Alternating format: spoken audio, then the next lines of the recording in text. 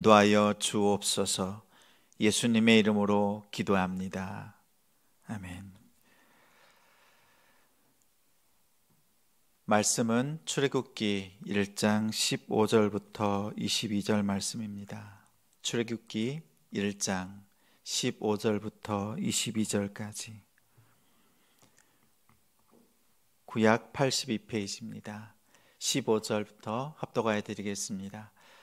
애굽 사람이 히브리 산파 십보라라 하는 사람과 부하라 하는 사람에게 말하여 이르되 너희는 히브리 여인을 위하여 해산을 도울 때에 그 자리를 살펴서 아들이거든 그를 죽이고 딸이거든 살려두라.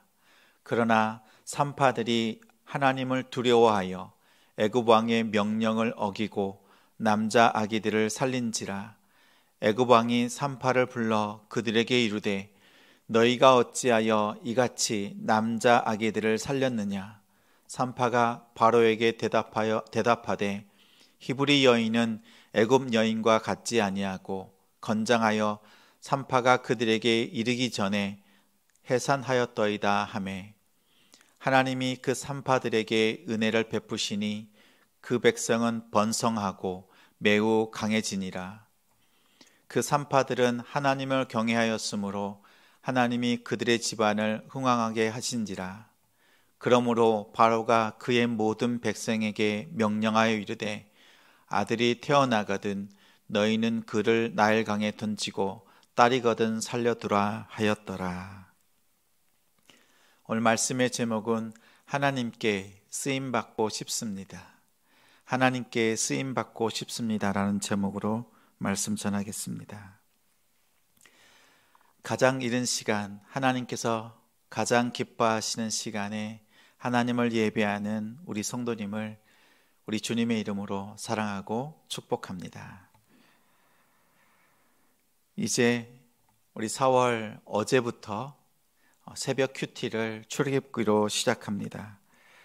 출애굽기는 출애굽을 떠나는 시작이면서 하나님의 큰 꿈, 하나님의 나라의 시작을 알리는 말씀입니다.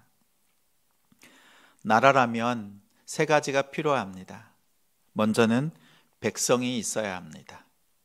둘째는 그 백성이 지키는 법이 있어야 합니다. 그리고 마지막으로 백성과 법을 행할 수 있는, 그들이 거할 수 있는 땅이 있어야 합니다. 지금 이스라엘 백성들은 애굽에서 출발합니다. 출발할 때 하나님께서는 백성을 만드셨고 그리고 법을 주시고 그리고 하나님께서 기뻐하시는, 하나님이 거주하시는 땅으로 인도합니다. 하나님은 애굽에서 하나님의 백성을 준비하셨습니다. 또 시내산에서 십계명을 주시고 율법을 주셔서 하나님의 법을 세우셨습니다. 그리고 젖과 꿀이 흐르는 약속의 땅, 가나안 땅으로 인도하셨습니다. 이 모든 과정이 하나님의 나라를 이뤄가는 하나님의 세밀한 계획과 인도하심입니다. 그래서 출애굽기의 여정을 통해서 하나님의 나라가 시작되고 완성되는 모습을 우리는 발견합니다. 특히 하나님께서는 애굽을 이스라엘을 위한 축복의 모판으로 삼으셨습니다. 밭에 바깥논에 벽실을 직접 뿌리지 않습니다. 자그마한 판, 실내에 둔 모판에다가 벽실을 뿌리고 그 작은 모판에서 싹을 틔우고 그리고 한 뼘 정도 자란 벼, 그 벼를 이제는 바깥 논에다가 옮겨 심습니다. 우리는 그것을 모내기 작업 이렇게 말합니다. 모내기 작업을 하기 전에 모판에다가 이제는 실내에서 잘 자랄 수 있도록 그 싹을 틔우는 것처럼 그때 그 모습을 모판이라고 합니다. 하나님은 애굽이라고 하는 그 평야 지대에 이스라엘 백성들을 보내십니다. 창세기 마지막 장에 애굽으로 내려간 야곱의 자손들, 이스라엘의 자손들은 총 70명이었습니다. 430년의 그 기간을 통해서 애굽에 거주하게 하셨고 그 기간을 통하여 하나님의 백성의 싹을 틔웠습니다. 그 결과 출애굽할 때에는 200만 명, 300만 명이 되는 큰 하나님의 백성, 하나님의 군대를 이루었습니다. 하나님께서 꿈쟁이 요셉을 통해서 애굽으로 가게 하신 이유는 그 당시에 기근을 피하는 것도 있지만 아브라함에게 일찍이 말씀하셨던 그 400년 동안의 기간을 통해서 하나님의 백성을 이루시는 모판으로서의 애굽을 택하셨습니다. 우리 출애굽기 1장 7절에 이스라엘 자손은 생육하고 불어나 번성하고 매우 강하여 온 땅에 가득하게 되었더라. 마치 하나님께서 창세기에 주셨던 아담과 하와에게 주셨던 그 말씀을 이루었습니다. 얼마나 그 인구수가 급성장했는지 애굽 왕들이 위기를 느낄 정도였습니다. 근데 그 배경에 보면 1장 8절에 요셉을 알지 못하는 새 왕이 일어났다. 그리고 그들이 애굽을 다스렸다 말합니다. 애굽의 총리였던 요셉, 그리고 그의 형제들이 다 죽고 애굽을 알지 못하는 그 시대, 애굽의 정권이 바뀌었습니다. 애굽을 다스렸던 그 정권이 바뀌자 이제 형제로 받아들였던 이스라엘 백성들을 종으로 다스립니다. 이스라엘 자손이 강성하여 민족적인 자립을 할 수 없도록 그 기반을 허물기 위해서 번성하는 그 번성 방해 작전을 펼칩니다. 사실 바로 왕 뒤에는 사탄이 있습니다. 하나님께서 하나님의 나라를 이루려고 하실 때에 사탄은 끊임없이 방해하고 도전합니다. 11절에 무거운 짐을 지웁니다. 국고성 비돔과 라암셋을 건축하여서 그들이 지쳐서 또 자녀를 낳을 수 없도록 그렇게 부과했습니다. 14절에는 이제 자그마한 일들까지 어려운 노동으로 채웁니다. 흙을 이기고 그리고 벽돌을 굽고 농사일을 아주 엄하게 부과했습니다. 그럼에도 불구하고 이스라엘 백성들의 불어나는 숫자를 막을 수가 없습니다. 이제 바로는 직접 남자 신생아 말살 정책을 펼칩니다. 이제 아이들 태어날 때에 그 아이들 중에서 남자아이는 바로 죽이도록 말합니다. 15절 16절에 애굽 왕이 히브리 산파 십부라와 하는 사람과 부하라 하는 사람에게 말하여 이르되 히브리 여인을 위하여서 해산을 도울 때에 그 자리를 살펴서 아들이거든 그를 죽이고 딸이거든 살려두라 말합니다. 하나님께서 이 히브리 산파 십부라와 부하를 쓰십니다. 바로 왕이 그들을 사용하려고 했지만 하나님께서는 이미 그들을 선택하셔서 그들을 사용하시기로 작정하셨습니다. 그들에게 하나님께 쓰임받는 그들에게는 이유가 있습니다. 첫째는 하나님을 경외합니다. 17절에 산파들이 하나님을 두려워하여 애굽 왕의 명령을 어기고 남자 아기들을 살린지라. 당시의 세상의 권력이었던 애굽 왕의 명령을 어기는 것은 목숨을 내놓고 하나님의 말씀을 따르는 것입니다. 근데 더 두려운 존재가 있습니다. 말씀에 나온 것처럼 하나님을 두려워하였다. 이 두려움은 애굽 왕이 주는 두려움과 다릅니다. 애굽 왕은 공갈과 협박과 그리고 생명을 빼앗겠다고 하는 그러한 두려움이지만 하나님이 주시는 두려움은 다른 두려움입니다. 창세기 22장에 아브라함이 모리아산에서 이삭을 하나님께 바칩니다. 하나님께 바칠 때에 천사가 나타나서 하나님의 사자가 나타나서 이렇게 말합니다. 내가 내 아들 내 독자까지도 내게 아끼지 아니하였으니 내가 이제야 내 하나님 여호와를 경외하는 줄을 아노라 이렇게 말합니다. 여기에서 나오는 경외는 아브라함의 속마음, 아브라함의 속마음까지 다 알고 있습니다. 하나님은. 그리고 그 속마음을 아시는 하나님 앞에 자신의 모든 것을 드려서 하나님께 순종합니다. 그런데 하나님께서 우리를 향한 그 마음이 어떠한 마음인지를 압니다.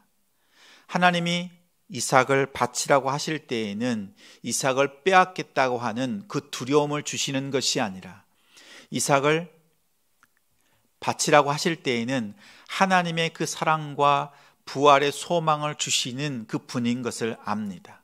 그리고 비록 하나님 앞에 이삭을 바칠지라도 하나님은 그 이삭을 통해서 하늘의 별과 같이 바닷가의 모리알처럼 큰 민족을 이루신다는 하나님의 그 약속을 아브라함이 믿고 있습니다. 그리고 그 하나님을 사랑하는 마음입니다. 두려움이 다릅니다. 하나님이 주시는 두려움은 그 안에 우리를 향한 사랑이 담겨 있습니다. 그러하기에 경외란 하나님을 두려워하면서도 그분의 뜻을 따르며 사랑하는 것입니다. 이렇듯 이 두 사람은 하나님을 경외하는 마음이 있습니다. 그들의 마음에 도전하는 세상의 권력 앞에서도 하나님의 그 권세, 하나님의 그 권력이 세상의 권력보다 높음을 알고, 그리고 두 사람을 향한 하나님의 사랑이 있음을 알고, 이스라엘 백성들을 향한 하나님의 사랑을 알고 그 앞에 경외로 나아갑니다. 둘째는 하나님의 지혜로 세상의 지혜를 이깁니다. 18절 19절에 너희가 어찌하여 이같이 남자아이를 살렸느냐, 바로 왕이 말합니다. 사실 바로 왕은 먼저 작전을 짰습니다.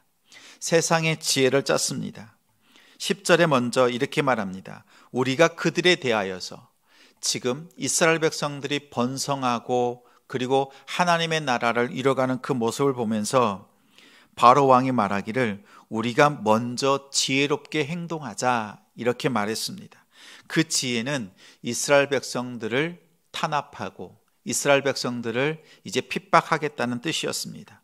먼저 선제 공격을 계획했습니다. 그러나 하나님께서는 쓰임받는 두 사람을 통해서 하나님의 지혜로 세상의 지혜를 대적하도록, 물리칠 수 있도록 인도하셨습니다.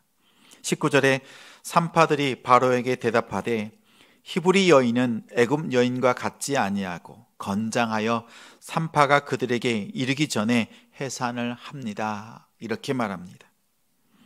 바로 왕의 세상의 지혜에는 불순종하면서도 하나님 앞에서 하나님의 지혜로 하나님께 순종합니다. 이렇게 하나님 앞에 쓰임받는 우리 되기를 소망합니다. 셋째는 이들은 하나님의 은혜를 받았습니다. 20절에 하나님이 그 산파들에게 은혜를 베푸시니 그 백성 이스라엘은 번성하고 매우 강해지니라 말씀합니다. 하나님의 은혜를 입었습니다. 하나님께서 그들을 사랑하시는데 끝까지 사랑하십니다. 특히 하나님 앞에서 먼저 앞서서 쓰임 받았던 십부로와 부하라는 이 산파들, 하나님의 나라를 이루는 사람입니다. 하나님의 나라, 하나님의 백성들을 하나님께서 만들어 가실 때에 그 가장 믿음의 현장에서 쓰임 받았던, 자신들의 생명을 걸고 하나님 앞에 순종했던 그들은 하나님의 은혜 가운데 살았던 사람들입니다. 세상의 권력 앞에서 하나님을 경외하고 또 그리고 지혜로 은혜로 쓰임받은 십부라와 부하는 하나님의 백성을 번성케 하는데 온전히 쓰임받았습니다. 그 결과 하나님은 그들을 기억하셨습니다. 그들에게 복을 주십니다. 21절 말씀 우리 함께 읽습니다. 21절 그 산파들은 하나님을 경외하였으므로 하나님이 그들의 집안을 흥왕하게 하신지라. 하나님께 쓰임받는 자들에게 하나님은 복에 복을 더하십니다. 여러분도 하나님께 쓰임받고 싶으십니까? 하나님을 경외하십시오. 그리고 하나님의 지혜로 사십시오. 하나님의 지혜로 세상의 지혜를 이기시는 여러분들 되길 바랍니다. 하나님의 은혜 가운데 거하십시오. 하나님께서 붙들어 주시는 오늘 하루가 되기를 소망합니다. 오늘 하나님이 이렇게 쓰임 받는 자들에게, 또한 믿음으로 하나님 앞에 헌신된 자들에게 복을 주시는데 그 집안을 흥왕하게 하십니다. 하나님께서 믿는 자들에게 어떻게 복을 주시는지 보여주셨습니다. 이제 우리는 그 복을 통하여서 하나님이 살아계심을 나타내고 증가하는 믿음으로 나아가는 오늘 하루가 되기를 소망합니다.